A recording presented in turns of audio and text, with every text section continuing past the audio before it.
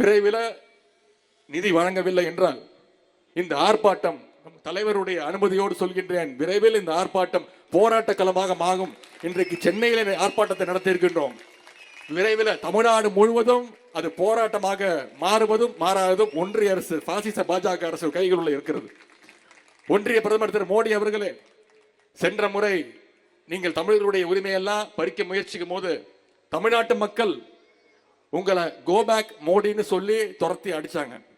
மீண்டும் அதை தமிழ்நாட்டு மக்கள்கிட்ட முயற்சி செய்யலாம். இந்த முறை கோபேக் மோடி கிடையாது, இந்த முறை கெட் அவுட் மோடி என்று சொல்லி உங்களை துரத்துவார்கள் தமிழர்கள்.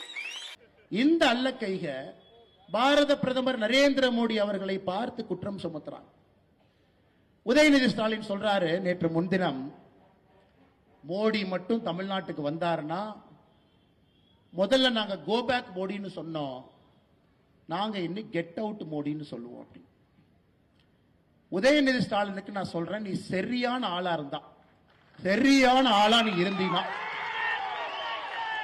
உன் வாயிலிருந்து கெட் அவுட் மோடி நீ சொல்லிப்பார்.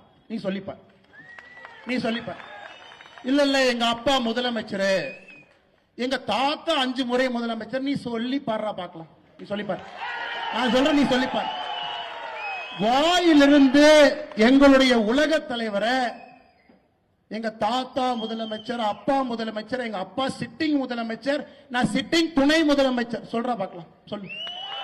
நீ மந்தாளத்து கேட்ல சொன்ன 2 நாட்களுக்கு முன்பு நீ என்ன சொன்ன? சென்னையில் கெட் அவுட் மோடி, வெளியே போடா மோடின்னு சொல்லுவாராம். உன் வீட்டுக்கு வெளியே வந்து பால்டாயில் பாபு போஸ்ட் ஒட்டிட்டு வரும். நீ சொல்லுகின்ற அதே பாஷையிலே நான் பேசு. உனக்கு ஒரு உலக தலைவரை மதிக்க தெரியல, ஒரு கத்துக்குட்டி. நீ கத்துக்குட்டி. காலையில 11:30 மணிக்கு தான் உன் மேல வெயிலே படும். நீ சூரியனை நேரா பார்த்தது கூட கிடையாது. சூரியன் மேல வந்தாக்கா இப்படி பாக்குற ஆள் நீ. சூரியனை பார்த்து துப்பி அந்த எச்சல் உன் மேல விழுவும். அப்படிப்பட்ட ஆள் நீ. 3:30 மணிக்கு பிரம்ம முகூர்த்தத்தில் எந்திரிச்சு யோகா பண்ணிட்டு 5 மணிக்கு ஃபைல திறந்து இந்த நாட்டை ஆட்சி பண்ற ஆள்கிட்ட 11:30 மணிக்கு எந்திரிச்சு நட்ட நடுவுல மேல சூரியன் இருந்து உழுவுற உனக்கே இவ்வளவு திமிர் இருந்தா, சாதாரண நடுத்தர மக்கள் உழைத்து நாட்டை உருவாக்கக்கூடிய மக்களுக்கு எவ்வளவு திமிர் இருக்கு? அந்த கூஜா தூக்கருக்கு இங்க ஒரு சாராய அமைச்சர் சுத்திட்டு இருக்கார் கரூர். இவனுக்கு எந்த அளவுக்கு ஒரு கேவலமான பேர் வழினா, சாராய அமைச்சருடைய சொந்த தம்பி 1 வருஷமாக காவல்துறையால் தேடப்படக்கூடிய குற்றவாளி. இந்த கொடுமை எங்கேயாச்சும் பார்த்திருக்கிறீங்களா? இந்தியாவில் எங்கேயாவது இந்த அநியாயத்தை பார்த்திருக்கிறீங்களா? ஒரு சாராய அமைச்சருடைய சொந்த தம்பி எங்கேயும் இல்ல, சென்னையில ஈசிஆர் ரோட்ல தான் இருக்கிறார். தமிழ்நாடு காவல்துறை வந்தா காலையில புடிச்சிட்டு போய்க்கலாம். பட் எனக்கு ஒரு கொஞ்ச நாளைக்கு வெளியே இருந்தா நல்லதுதாங்க. அதனால கொஞ்ச நாளைக்கு வெளியே இருக்கட்டும் தான் நானும் பொறுத்துக்கிட்டு இருக்கேன். எலெக்ஷன்லாம் வருது, கொஞ்ச நாளைக்கு வெளியே இருக்கட்டும், அப்ப பாத்துக்கலாம். சொந்த இந்த மாவட்டத்தினுடைய பதவி பிரமாணம் எடுத்து அரசியலமைப்பு சட்டத்தின் மீது சத்தியம் செய்து இந்த நாட்டினுடைய சட்டத்தை எல்லாம் காப்புன்னு சொல்லி இருக்கக்கூடிய சாராய அமைச்சருடைய தம்பி காவல்துறையால் தேடப்படக்கூடிய முக்கிய குற்றவாளியா 1 வருஷம் வெளியே.